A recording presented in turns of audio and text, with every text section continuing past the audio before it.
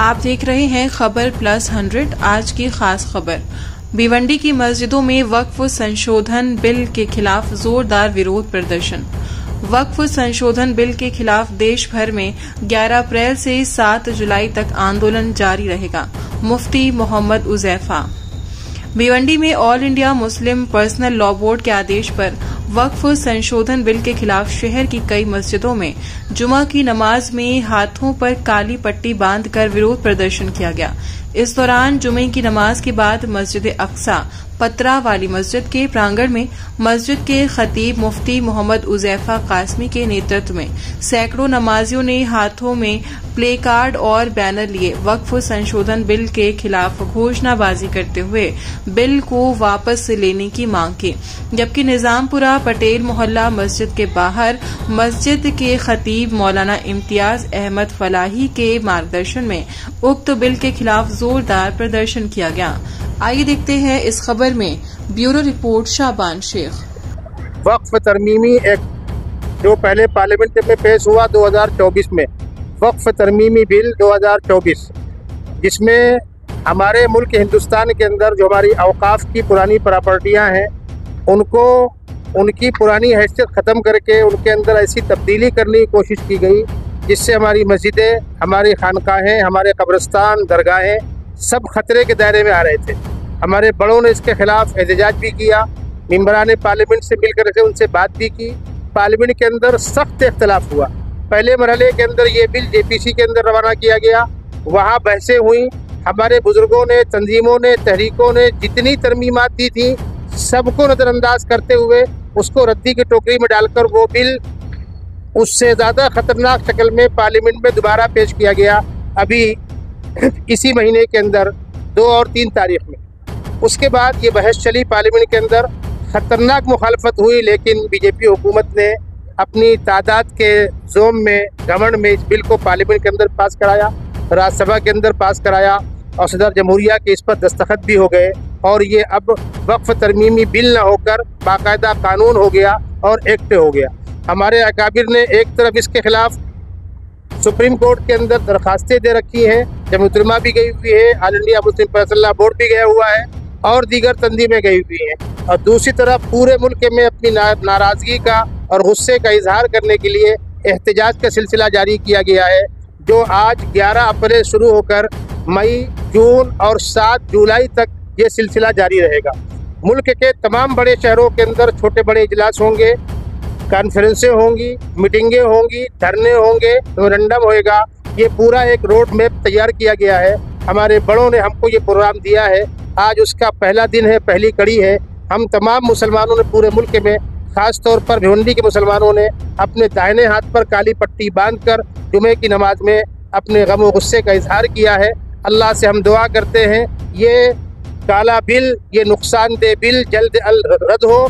जब तक ये बिल रद्द नहीं होता हमारी तहरीक जारी रहेगी। हम अपने बुजुर्गों के साथ कल भी खड़े थे, आज भी खड़े हैं, इंशाअल्लाह कल भी खड़े रहेंगे।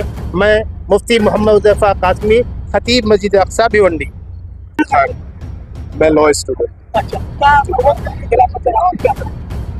मैं वक्फ बिल के खिलाफ इस वजह से हूँ कि अगर जैसे कि भाई साहब ने अभी बताया आपको, मैं आपके घर में आऊँ और आपका डिसीजन मैं लूँ, आपके घर का डिसीजन अगर मैं लूँ तो आप इस बात को मंजूर करोगे क्या?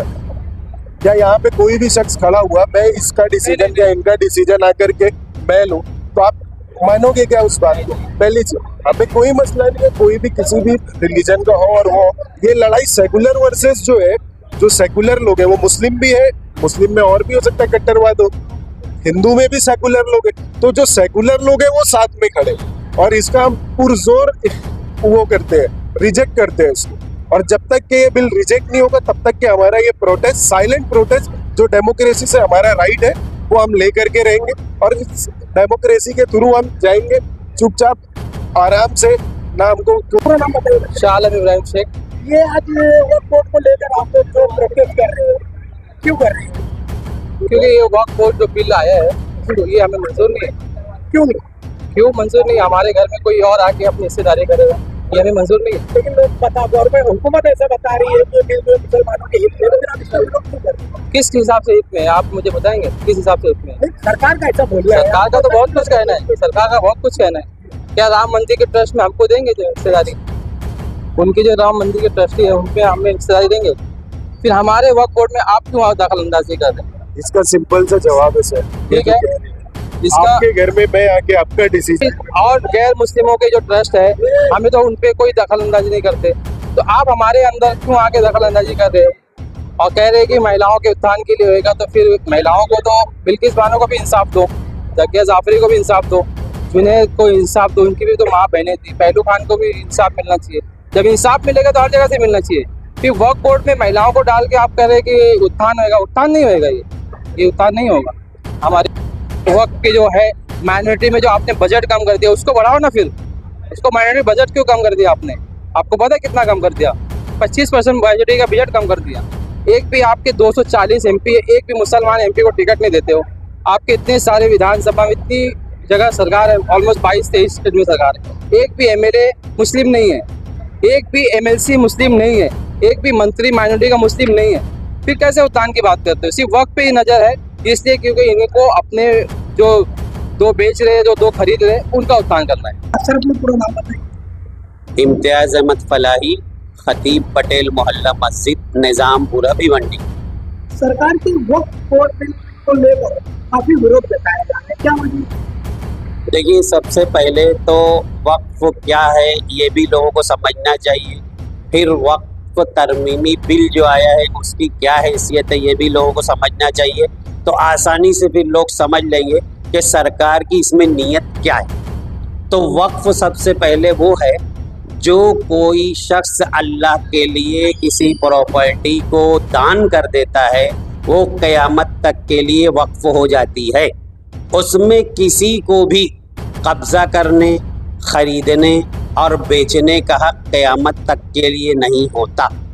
तो सबसे पहले जिन लोगों ने भी वक्फ की इमलाक पर कब्ज़ा किया है उनसे दरख्वास्त है कि वो तौबा करें और वक्फ की इमलाक को वक्फ बोर्ड के हवाले करें, ताकि वक्फ की जो जायदादें हैं वो ख़ास तौर से गरीबों, यतीमों, अइम्मा, मुअज्जिनीन की तनख्वाहों, दीनी मदारिस और इस तरीक़े से दीगर गरीबों के काम में आ सकती हैं।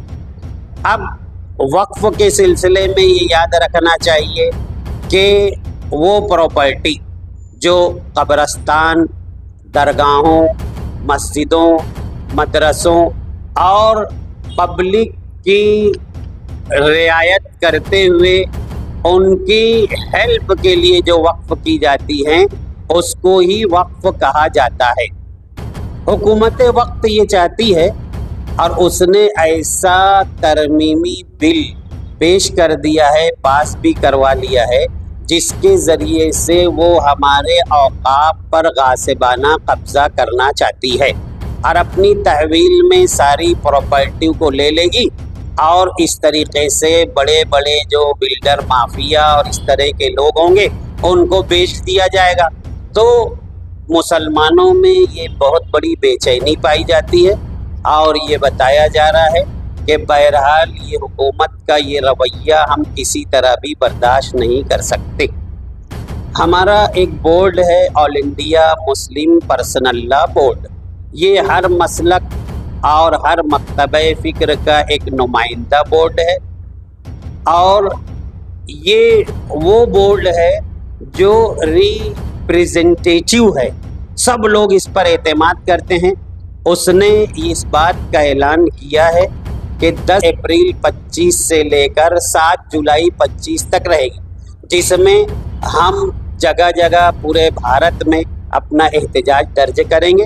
इसमें कहीं काली पट्टी बंधाई जाएगी, कहीं बत्ती गुल प्रोग्राम होगा, कहीं धरना दिया जाएगा, कहीं ह्यूमन चैन बनाई जाएगी और अल्लाह का शुक्र है कि इस एहतजाज में हमारे साथ जो है बिरादरान वतन जो सेकुलर जहनियत रखते हैं, इंतशार और फसाद को पसंद नहीं करते, वो भी शामिल हैं। All India Muslim personal law board ने ये हिदायत भी जारी की है और हम भी ये चाहते हैं के कानून के दायरे में रहते हुए दस्तूरी तौर से पुलिस की परमिशन के साथ हम और आप हर जगह अपना एहतजाज दर्ज कराएंगे।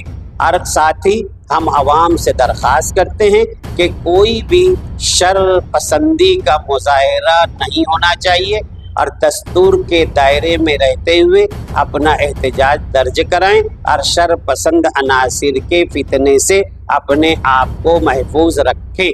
जज़ाकल्लाह। अस्सलाम।